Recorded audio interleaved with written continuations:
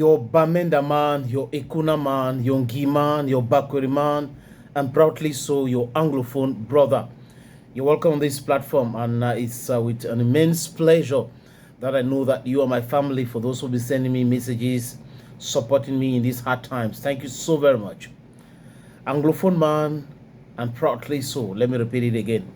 Vous savez les amis, ce qui m'intéresse ici, c'est la déconstruction des mensonges. C'est diluer les narratives toxiques. Nous avons des gens dans ce pays qui mélangent tout, qui font de l'amalgame sur tout. Professeurs de l'université, enseignants dans le secondaire, journalistes, animateurs, blogueurs, avocats. Dans tous les corps de métier, on retrouve des gens qui se comportent comme ça. Et certains vont se poser certainement la question, est-ce que le Cameroun peut avancer avec cette façon de penser? C'est pour cette raison que certains d'entre nous, nous disons clairement qu'il faut le changement de mentalité. Parce que tant qu'on ne travaille pas notre mindset pour accepter ce qui est vrai, pour combattre l'injustice, on sera toujours dans cette situation très difficile. Et en tant qu'anglophone, on est mieux placé pour parler de ce problème-là. Mais les amis, seulement dans notre pays, on a des polémiques ou les polémistes inutiles. C'est comme ça la diversion et autres. D'accord. Dans ce pays, les gens ne se posent pas de questions. Et certains d'entre eux prétendent être les plus diplômés. Certains disent que non, j'ai 50 ou, bon, j'exagère peut-être, 5 doctorats, 6 doctorats. D'autres, j'ai un master 1, master 2. D'autres, la licence. C'est bien beau d'avoir ce parchemin, ce diplôme universitaire. Mais seulement, ce n'est pas un papier peint qui fait de quelqu'un un intellectuel. Ce n'est pas un papier peint qui fait de quelqu'un d'intelligent. Vous voyez un peu les amis? Il faut utiliser cela. Il faut être dans l'école conventionnelle, caucasienne, et aussi l'école de la vie. C'est comme ça qu'un vrai Africain devrait fonctionner. Je dis ça pour dire quoi, les amis? Pour dire que c'est quand même marrant. C'est vrai que je suis très occupé à monter, à descendre par rapport aux obsèques de mon papa qui aura lieu le 31. Mais de temps en temps, j'observe, je lis les choses que les gens écrivent. Ça peut m'arriver de commenter bien après parce que je suis très occupé et aussi dire clairement que je ne suis pas ici pour chasser les likes. Donc c'est pour cette raison que je ne suis pas dans les buzz, je ne suis pas dans l'actualité, l'exclusivité. Ce n'est pas ça qui m'intéresse. Ce qui m'intéresse, c'est ce que je peux inculquer à mes enfants, ce que je peux passer comme message à ceux qui me suivent. Parce que comme je l'ai dit tout à l'heure, pour que l'Afrique change, il faut passer par le changement de mindset, de mentalité. Vous avez des gens qui lisent bien le français. On a fait un communiqué, ou du moins un document, où on a envoyé, il y a eu fuite, ça sortait du cabinet civil, qui disait que c'était proscrit d'avoir des téléphones au boulevard de 20 mai et aussi à la réception au palais de l'unité à étudier. Je parle là du 20 mai, qui est une date qui ne représente pour moi absolument rien.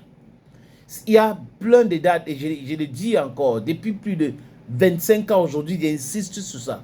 Vous avez le 1er janvier, vous avez le 1er octobre, qui sont les dates plus importantes que cette mascarade qu'Aïdjo a organisée le 20 mai 72 avec la complicité de voyous en France, de roublards. C'est toujours les méthodes du voyoutisme, cette France-là. Et les caméras de télévision nationale, la télévision qui appartient à tout le monde, qui a été pris en otage par le système actuel, dont le RDPC et certains ministres, dont la télévision, la CATV, travaillent comme si ça appartenait à ce genre du RDPC.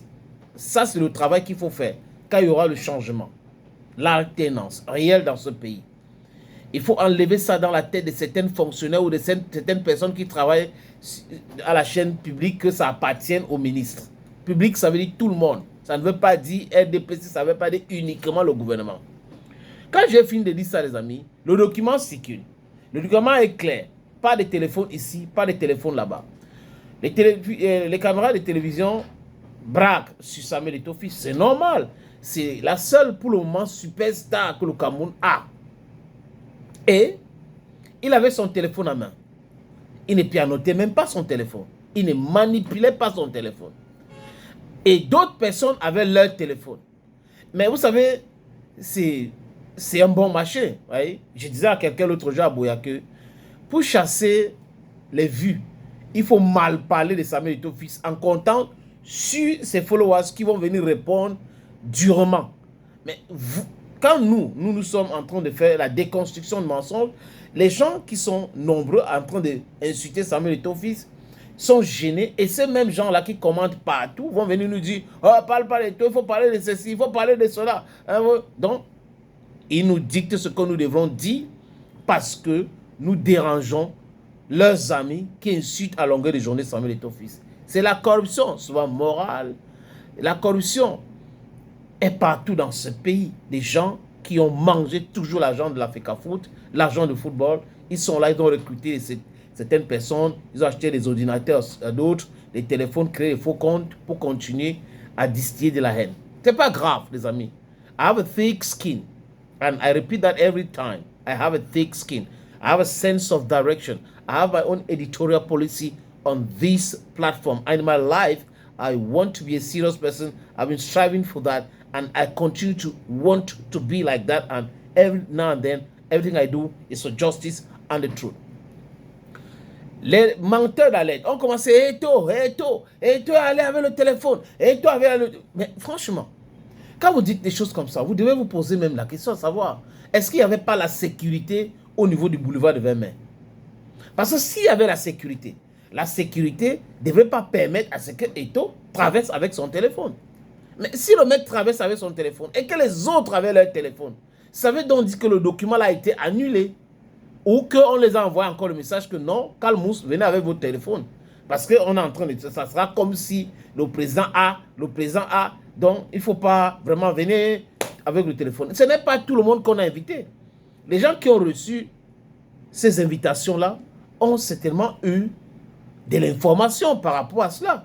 Donc, les gens qui sont à l'extérieur, nous autres là, quand on commence à commenter, on commente sans toutefois se poser de bonnes questions. Et j'ai fait un podcast dans ce sens-là, le lendemain, pour essayer de dire ça. Mais c'est marrant. Quand vous voyez, c'est les mêmes gens qui sont des experts en Eto'o bashing, des mêmes gens qui sont des politistes, des marketistes, des communicants, des grands savants, mais qui n'ont jamais rien produit.